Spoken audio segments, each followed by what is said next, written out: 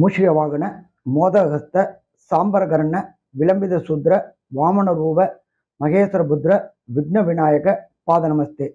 ஜெய் கணேச பாகிமாம், ஸ்ரீ கணேச ரக்ஷமாம். அனைத்து யூடியூப் நேயர்களுக்கும் astrologer doctor Harihara சர்மாவின் பணிவான நமஸ்காரங்கள். நம்ம சேனலை இதுவரையிலும் சப்ஸ்கிரைப் செய்யாதவங்க சப்ஸ்கிரைப் செய்திருங்க. பக்கத்தில் உள்ள பெல் பட்டனை அழுத்தினீங்க அப்படின்னு சொன்னாக்க நாங்கள் போடுற ஒவ்வொரு வீடியோவும் உங்களுக்கு நோட்டிஃபிகேஷனாக வரும்.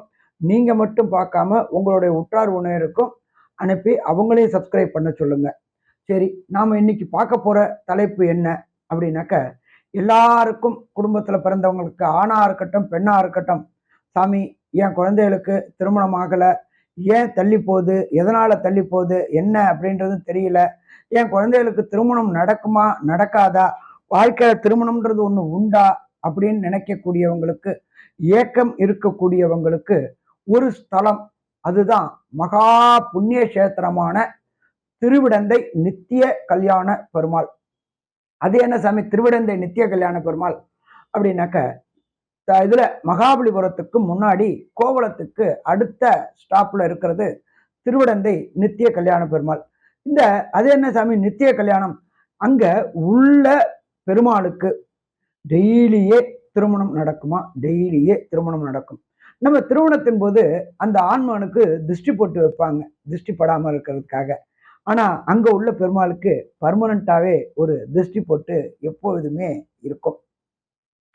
அந்த நித்திய கல்யாண பெருமாள் இருக்கிற இடம் அப்படின்றத பொறுத்தளவுக்கு மகாபலிபுரத்துக்கு முன்னாடி கோவளத்துக்கு முன்னாடி காஞ்சிபுரம் மாவட்டத்துல திருவிடந்தை அப்படின்ற இடம்.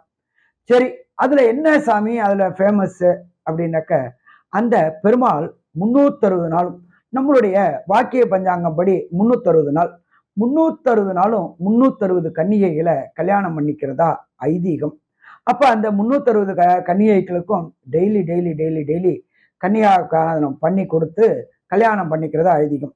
அந்த 360வது பொண்ணை கல்யாணம் பண்ணின விட்டு 360 பேரையும் தன்னுடைய மடியில வச்சுட்டு வரவங்களுக்கு எல்லாருக்குமே ஆசீர்வாதம் வழங்குறாங்க. என்ன ஆசீர்வாதம் வழங்குறாங்க அப்படின்னாக்க, வரக்கூடிய ஆணுக்கோ பெண்ணுக்கோ மணமகளுக்கோ மணமகனுக்கோ திருமணம் தடையும் தாமதமும் ஏற்பட்டுக்கிட்டே இருந்துச்சுன்னாக்க, இந்த கோயில்ல உள்ள பெருமாளை வணங்கினோம்னாக்க கண்டிப்பா திருமணம் நடக்கும்.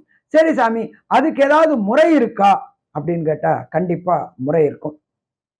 வந்த விட்டு கோயிலுக்கு எதிரில் கல்யாண குளம் அப்படின்றது ஒன்று இருக்கும்.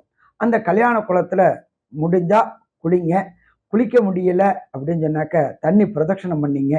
குளிக்கிறது நம்ம முன்ன செய்த பாவங்களை விளக்கும்.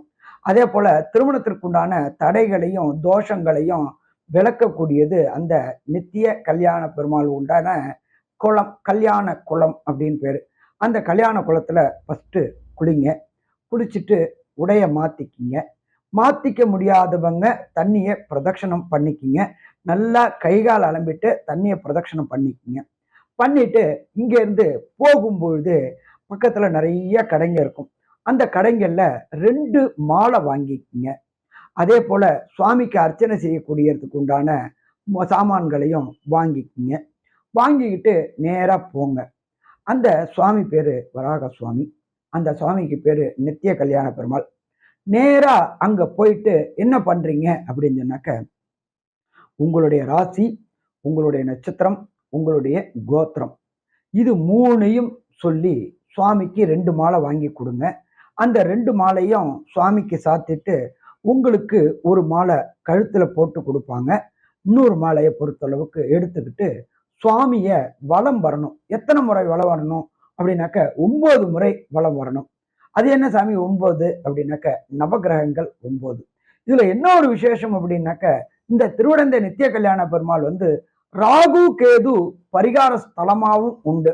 அது பார்த்தீங்க அப்படின்னாக்க, ஆதிசேஷன் என்கின்ற சர்ப்பமானவர் தன்னுடைய மனைவியோடு அந்த பெருமாளின் காலடிக்கு கீழே பத்திக்கிட்டு இருப்பார், உட்கார்ந்துகிட்டு இருப்பார். அப்ப இந்த ராகு கேது தோஷத்தினால திருமணம் தடையும் தாமதமும் ஏற்படுறவங்களும் இந்த கோயிலுக்கு போயிட்டு இந்த கோயில்ல 2 மாலை வாங்கி கொடுத்து அந்த 2 மாலைய பெருமாளுக்கு சாத்திட்டு ஒரு மாலைய உங்கள்கிட்ட கொடுப்பாங்க. அந்த ஒரு மாலையை வச்சுக்கிட்டு 9 முறை பிரதட்சணம் வரணும். சரி, பிரதட்சணம் வந்துட்டு என்ன பண்ணணும்? பிரதட்சணம் வரத்துக்கு முன்னாடி பிரார்த்தனை வைக்கணும். எங்க குடும்பத்துல இதுவரை தடையும் தாமதமும் ஏற்பட்டுகின்ற திருமணம் தடை விலகணும். அதனால நீயே வந்து எங்களுடைய குலத்தை காத்து எங்களுடைய வம்சத்தை விருத்தி பண்ணக்கூடியதுக்கு திருமண தடையையும் திருமண தாமதத்தையும் விளக்கணும் அப்படின்ட்டு அந்த நித்திய கல்யாண பெருமாள்கிட்ட வணங்கினோம் அப்படின்னு சொன்னாக்க கண்டிப்பா திருமணம் நடைபெறும். சரி, எத்தனை நாள்ல நடைபெறக்கூடிய வாய்ப்புகள் உண்டு? இந்த கோயிலுக்கு எத்தனை முறை போகணும்? ஒரு முறை போனா போதுமா? ஒரு முறை போனா போதும்.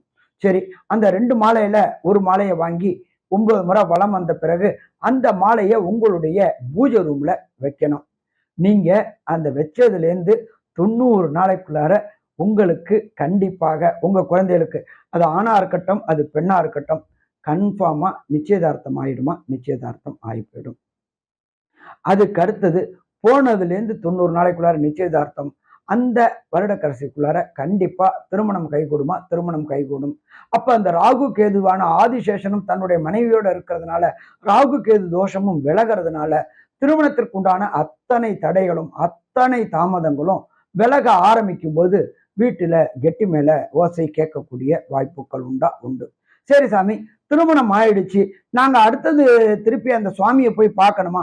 கண்டிப்பா பார்க்கணும். எப்படி பார்க்கணும் அப்படின்னாக்க, தம்பதி சமேதனமாக 2 பேரும் தம்பதி சமேதனமாக அங்க போயிட்டு சுவாமி கிட்ட அதேபடி பிரார்த்தனை வைக்கணும். நல்லபடியா திருமணம் முடிச்சு கொடுத்தீங்க, நல்லபடியா வம்ச விருத்தியும் பண்ணி கொடுத்துருங்க அப்படின்னு பிரார்த்தனை வச்சுட்டு அந்த 2 மாலையையும் சுவாமி பாதத்துல வச்சுட்டீங்கன்னாக்க அங்க உள்ள பட்டாச்சாரியார் என்ன பண்ணுவார் அப்படின்னாக்க அந்த 2 மாலையும் உங்களுக்கு கொடுப்பாரு. அதை நீங்க ஒருத்தருக்கு ஒருத்தர் கழுத்துல மாட்டிக்கிட்டு கணவனுக்கு மனைவியும் மனைவிக்கு கணவனும் போட்டுட்டு திருப்பி 9 முறை அந்த கோயிலை வலம் வரணும். வலம் வரும்பொழுது கண்டிப்பா திருமண வாழ்க்கையில சுகங்கள் இருக்குமா? சுகங்கள் இருக்கும். இதுவரை இருந்த பிரச்சனைகள் அத்தனையும் தீருமா? பிரச்சனைகள் அத்தனையும் தீரும். குடும்பத்துல வம்சமிருத்தி கிடைக்குமா? வம்சமிருத்தி கிடைக்கும்.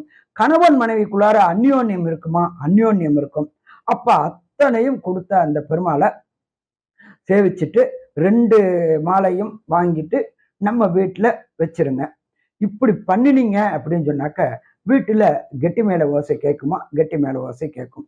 சரி, வேற ஏதாவது செய்யணுமா அப்படின்னாக்க அங்கேயே ஒரு 11 சாப்பாடு பொட்டலம், காலையில போனீங்கன்னா ஒரு இட்லியோ ஒரு வடையோ வாங்கி கொடுத்துட்டு ஒரு 11 பொட்டல சாப்பாடு வாங்கி 11 பேருக்கு அன்னதானம் பண்ணுங்க. தானத்துல சிறந்தது அன்னதானம். நிதானம் அப்படின்றது உண்மை, அதோட அன்னதானம். வாய் வாழ்த்தாட்டாலும் வயிறு வாழ்த்தும் அப்படின்றது தான் அன்னதானம். அப்ப இந்த அன்னதானம் செஞ்சீங்க அப்படின்னு சொன்னாக்க நம்மளுடைய குலம் மட்டும் இல்ல, நம்மளுடைய சந்ததிகள் அத்தனையுமே நல்லபடியா இருக்குமா? நல்லபடியா இருக்கும். ஸோ இப்ப எவ்வளவு சீக்கிரம் யார் யாருக்கு திருமண தடை ஆனதோ, அது ஆணா இருக்கட்டும் அது பெண்ணா இருக்கட்டும், பெண்ணை பெற்றவங்களா இருக்கட்டும் ஆணை பெற்றவங்களா இருக்கட்டும், ஒரு ட்ரிப்பு திருவிடந்தை போயிட்டு வாங்க. 9 முறை வலம் வாங்க. 2 மாலையை சாத்திட்டு அதுல ஒரு மாலையை நம்மளுடைய பூஜை ரூம்ல வைங்க. அந்த மாலை வாடுவதற்குள் நிச்சயதார்த்தமாகுமா? நிச்சயதார்த்தமாகும். இது என்னுடைய ஜோதிட அனுபவத்தில் கண்ணால் கண்ட உண்மை. அப்ப நாம மட்டும் பலன் பெற்றா போதுமா அப்படின்னாக்க நம்மளுடைய நேயர்களும் பலன் பெறணும்ன்றதுனாலதான் இதை சொல்றேன். இதுவரை பொறுமையா கேட்ட நேயர்களுக்கு அஸ்ட்ராலஜர் டாக்டர் ஹரிஹர் சர்மாவின் பணிவான நமஸ்காரங்கள். இதுவரை நம்ம சேனலை சப்ஸ்கிரைப் செய்யாதவங்க சப்ஸ்கிரைப் பண்ணுங்க. பக்கத்துல உள்ள பெல் பட்டனை அழுத்துங்க. உங்களுக்கு நாங்க போடுற வீடியோ அத்தனை வரும், நோட்டிபிகேஷன் வரும். நீங்க மட்டும் பார்க்கறதோடு இல்லாம உங்களுடைய உற்றார் உறவினர்களும் பார்க்க சொல்லுங்க. நன்றி, நல்லது, நமஸ்காரம். கடவுள் அருள் டிவியை பார்த்தமைக்கு நன்றிகள். மேலும் இது போன்ற தகவல்களை தெரிந்து கொள்ள கடவுள் அருள் டிவியை சப்ஸ்கிரைப் செய்யுங்கள். மறக்காமல் பெல் ஐக்கானை கிளிக் செய்யுங்கள்.